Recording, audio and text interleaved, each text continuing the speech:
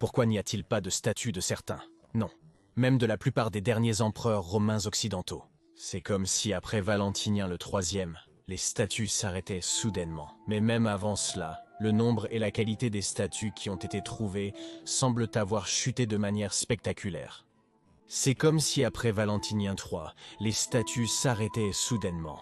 Il n'y a tout simplement pas de statue de Petronius Maximus, d'Avitus, de Majorien, de Libius Severus, d'Anthemius, d'Olyprius, de Glycerius, de Julius Nepos ou de Romulus Augustus. C'est comme si soudainement les empereurs avaient cessé de faire des statues d'eux.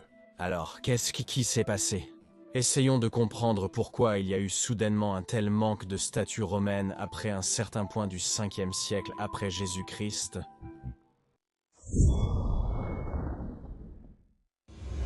Un aspect fascinant de l'Empire romain tardif est certainement l'art romain tardif. Nous avons déjà essayé de comprendre dans cette vidéo ici comment, et surtout pourquoi, le style artistique a changé au cours des nombreux siècles d'existence de l'Empire romain. D'un style très détaillé et extrêmement réaliste à un style assez simplifié. Mais maintenant, nous voulons comprendre un autre grand mystère de l'art romain tardif. Non pas pourquoi il a changé, mais pourquoi après un certain point, l'art semble disparaître complètement dans son intégralité. Au IVe siècle après Jésus-Christ, nous trouvons encore de nombreuses grandes œuvres d'art. De nombreux empereurs avaient encore de impressionnantes statues ou bustes d'eux réalisés, d'Axentius à Constantin, au fils de Constantin jusqu'à Julien. Bien que dans le cas de Julien, il soit quelque peu débattu si cette statue est vraiment lui jusqu'à Théodose et ainsi de suite, nous trouvons de nombreuses excellentes statues, à la fois dans l'ancien style naturaliste comme cet excellent exemple de Théodose, et nous trouvons de nombreuses simplifiées, comme par exemple cette statue de Constance II. Le buste d'Eutrope, cependant, remporte certainement le prix du buste le plus laid de l'histoire romaine, mais encore une fois, nous savons tous que la perception de la beauté est très subjective. Mais il semble qu'à un certain moment, qui peut approximativement être daté du milieu du 5e siècle, cela s'arrête soudainement. Au lieu que la qualité de l'art diminue ou que le style d'art change, l'art s'arrête complètement.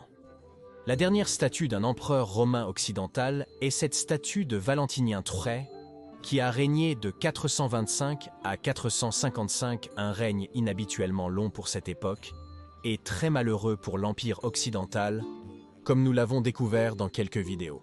Et même si le style artistique est déjà de nature plus simpliste, nous pouvons toujours observer d'excellents détails ici, surtout dans les vêtements.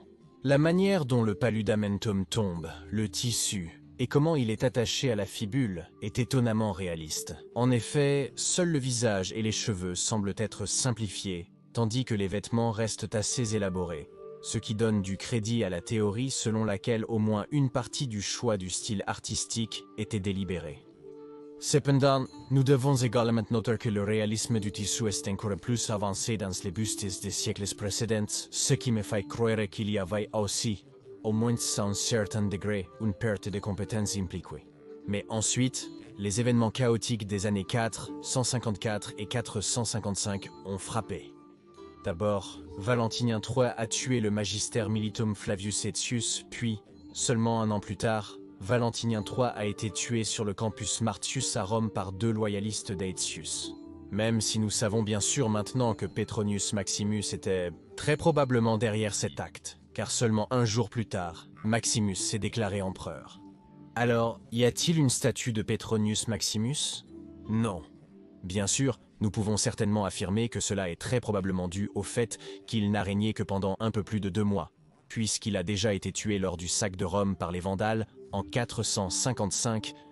Mais encore une fois, Publius Helvius Pertinax a également été empereur romain pendant seulement environ 3 mois, en 193, mais il n'y a pas seulement une, mais 2, voire peut-être 3 statues de très haute qualité de lui que nous avons. Donc cela ne peut pas seulement avoir été la brièveté du règne de Maximus, puis plus tard Avitus a régné pendant plus d'1 an pourtant, il n'y a également aucun buste ou statue de lui. Après Avitus, Majorien lui-même, l'empereur héroïque, à qui j'ai dédié cette chaîne, a régné pendant presque 4 ans pourtant ici aussi, pas de statue. Et son successeur Libius Severus, après tout il a également régné pendant 4 ans, aussi pas de statue. Puis Anthemius a réussi à régner un peu plus de 5 ans en ces jours chaotiques de l'Empire occidental. Un empereur tragique et souvent sous-estimé, sur lequel j'ai également fait une vidéo. Et lui aussi apparemment n'a pas de statut. Et inutile de dire que ses successeurs, Olybrius, Glycerius, Julius Nepos et Trumulus Augustus, n'ont tous aucune statue. Comment cela pourrait-il être? Maintenant, passons à autre chose. Levez la main si vous en savez plus que la personne moyenne sur l'histoire romaine. Levez maintenant l'autre main si vous appréciez les deniers. Êtes-vous debout devant votre écran comme ça? Maintenant, écoutez bien, Kenturion. Parce que c'est une façon d'utiliser vos connaissances historiques internes pour potentiellement obtenir quelques deniers supplémentaires, ou même des solidis dans votre poche. Je parle d'œuvres d'art précieuses de grande valeur avec une histoire incroyable derrière elles, de légendes comme Picasso et Monet. Comment utilisez-vous cet art pour espérer améliorer vos propres fortunes avec Masterworks? Depuis Troy Sands Masterworks a utilisé les beaux-arts pour rendre des résultats incroyables à des personnes comme vous en déposant des peintures de plusieurs millions de dollars auprès de la SEC et en les divisant en actions. Ce n'est pas de la crypto ou des NFT, ce sont des Picasso ou des Banksy. Donc, Masterworks vous permet essentiellement d'acheter des actions d'œuvres d'art de valeur et de participer financièrement à leur augmentation de valeur à long terme. C'est assez génial si vous me demandez. Et le meilleur, c'est que la valeur de ces œuvres d'art n'est pratiquement pas corrélée avec le marché boursier ou d'autres actifs. Masterworks vient de réaliser une autre sortie stratégique à la fin de novembre pour un rendement net de 13,9%. Cela les amène à 9 sorties, dont 4 rien que ces 3 derniers mois. Et ces 4 ventes sont rapportées. 13, 17, 21 et 33 net. C'est incroyable. Les peintures de Masterworks ont même été vendues en quelques minutes, mais vous pouvez obtenir un accès prioritaire immédiatement en cliquant sur le lien dans la description. Merci pour votre temps, Kenturion. Alors, revenons au mystère des statues romaines occidentales tardives manquantes. Nous pouvons certainement observer une chose immédiatement, qui est très apparente. Immédiatement, lorsque le tumulte et le chaos se sont abattus sur l'Empire romain d'Occident, les statues des empereurs ont juste cessé d'exister. Après la mort de Valentinien III, c'était le chaos total.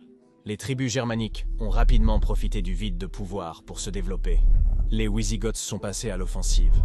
Et Gazeric et ses Vandales ont immédiatement pillé Rome. Dans ces temps extrêmement chaotiques, il était probablement très difficile de trouver quelqu'un possédant les compétences nécessaires qui aurait pu être capable de créer des statues ou des bustes de haute qualité des empereurs romains. Les temps étaient tumultueux, les règnes des empereurs précipités.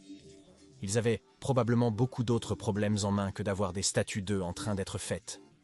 Quand des assassins rôdèrent dans tous les coins, quand la guerre menaçait de toutes parts, et quand la prochaine invasion ou le pillage de Rome planait sur la tête de l'empereur, comme l'épée de Damoclès. Nous pouvons donc déjà noter que plus les temps étaient chaotiques, plus la probabilité d'avoir des statues survivantes d'empereurs était faible. Cela ne veut pas dire qu'il n'y avait tout simplement pas de statues de ces derniers empereurs romains occidentaux. Il y en a peut-être eu quelques-unes. Cependant, comme les temps étaient si désespérés, elles étaient certainement beaucoup moins nombreuses que lorsque les temps étaient bons. Et donc, la probabilité que nous les ayons déterrées ou trouvées est beaucoup plus faible. Il se peut certainement qu'il y ait des statues d'Anthemius, de Majorien ou même de Glycerius qui se trouvent quelque part, même aujourd'hui, profondément sous terre, enterrées par les couches de siècles. Mais elles sont certainement si rares qu'elles pourraient être perdues à jamais. Ainsi, le chaos des temps est certainement un facteur. Et cela peut effectivement être confirmé par la crise du IIIe siècle lorsque certains empereurs n'ont également pas de statue, et même le légendaire Aurélien lui-même n'a qu'un seul buste survivant, et même celui-ci est contesté quant à savoir s'il s'agit vraiment de lui. Nous pouvons donc voir que si les temps étaient sombres et chaotiques, les empereurs avaient d'autres problèmes en tête que de faire des statues, et en plus, il n'y avait tout simplement pas assez d'artisans qualifiés de toute façon. Car il préférait très probablement s'échapper vers l'Empire romain d'Orient plus sûr, qui à cette époque n'a pas dû faire face à l'incroyable tourmente à laquelle l'Ouest a dû faire face. Nous pouvons également le confirmer en regardant les pièces de monnaie, ce que j'ai déjà fait dans une certaine mesure dans cette vidéo ici. Nous pouvons voir que la qualité des pièces commence à se détériorer très rapidement après Valentinien III. Valentinien avait encore quelques solidis de haute qualité. Même les différentes monnaies montrent encore une bonne qualité dans le contexte de l'époque, mais les pièces de Majorien quelques années plus tard ont une qualité considérablement réduite. On dirait qu'ils étaient vraiment pressés, car on ne savait jamais combien de temps l'empereur vivrait, ou quand la prochaine catastrophe frapperait. Il faut travailler vite si une épée de Damoclès plane constamment au-dessus de votre tête. Cela est également confirmé dans les pièces des derniers empereurs romains de l'Ouest, qui n'ont jamais retrouvé la qualité et l'artisanat des pièces de Valentin III, peu importe où elles étaient frappées. Mais la confirmation la plus forte de cette théorie se trouve dans l'Empire romain de l'Est. Alors que l'Ouest faisait face à sa lente dissolution, l'Est s'était stabilisé, pour des raisons que j'ai analysées dans cette vidéo ici. Et nous constatons effectivement qu'il n'y a pas cette grande rupture comme à l'Ouest, mais au contraire, l'art de faire des statues ou des bustes d'empereurs a continué comme si rien ne s'était passé. Alors qu'à l'Ouest, nous n'avons pas encore trouvé de statue d'un empereur romain, après Valentin III, à l'Est. Pendant ce temps, nous avons trouvé cette tête de Théodose II, et nous savons qu'il devait y avoir une statue extrêmement impressionnante de l'empereur Martien sur sa colonne. La statue a très probablement été détruite au plus tard, lors du sac des croisés de 1204, où de nombreuses autres statues ont également été détruites. Donc nous savons qu'il y avait une statue de Martien qui devait ressembler à ceci, comme imaginé par l'excellente illustrateur Antoine Albert. Le successeur de Marcian, Léo Ier, a même un buste presque naturaliste, presque comme à l'époque d'Auguste ou de Trajan, ce qui est assez fascinant et confirme que des artisans très qualifiés pouvaient encore être trouvés à l'Est, et il est fort probable que beaucoup d'entre eux étaient arrivés de l'Ouest.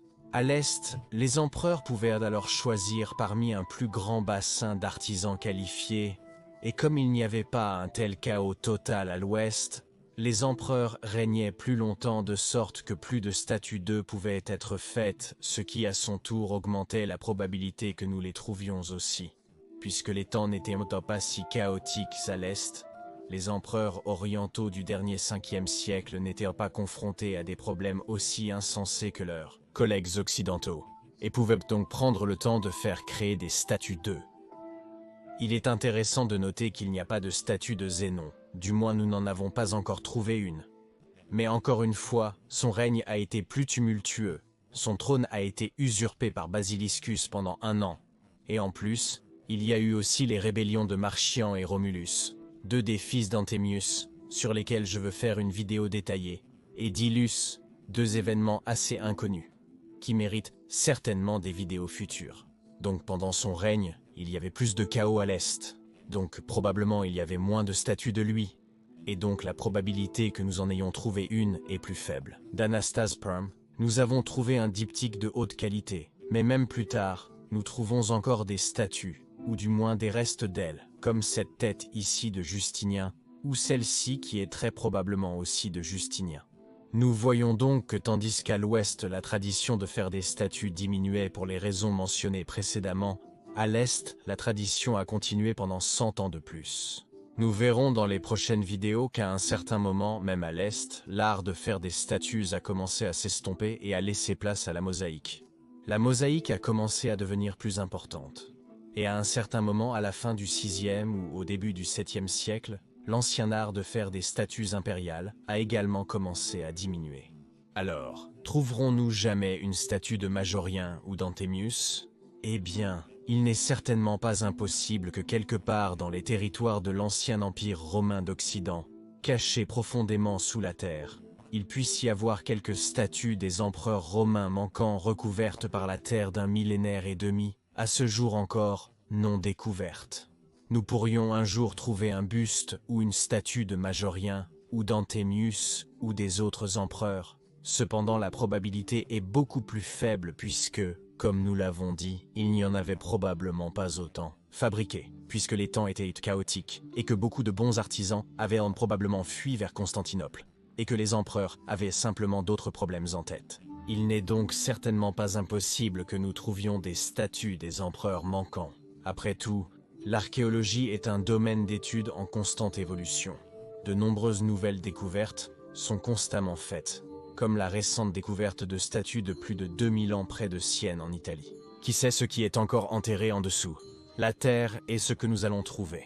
Des découvertes incroyables seront sûrement encore faites à l'avenir. J'espère certainement que nous allons trouver des statues d'au moins certains des derniers empereurs romains d'Occident, car il serait absolument fascinant de savoir à quoi ressemblait un Majorien ou Anthemius. Ce n'est pas impossible, mais nous aurons besoin de beaucoup de chance pour que cela se produise. Et s'il vous plaît, aimez cette vidéo et abonnez-vous pour ne manquer aucune future vidéo sur le sujet fascinant de l'Empire romain tardif. Et veuillez envisager de soutenir mon travail sur Patreon ou via l'adhésion à YouTube, car la pérennité à long terme de cette chaîne dépend vraiment de votre soutien.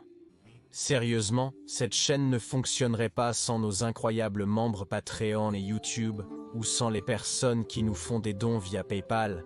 Et je tiens à remercier chacun et chacune qui soutient cette chaîne sous quelque forme que ce soit. Merci beaucoup, mes amis. Et si vous voulez en savoir plus sur pourquoi le style artistique est devenu plus simpliste dans l'Empire romain tardif, vous pouvez regarder cette vidéo ici dans le coin supérieur droit. Mais si vous êtes plus intéressé à apprendre quelles pièces d'art précieuses ont été détruites lors du grand sac de Constantinople en 1204, vous pouvez regarder l'autre vidéo dans le coin inférieur droit. Je dis encore merci à tous les amis de l'histoire romaine. Gratias tibiago et benevalete.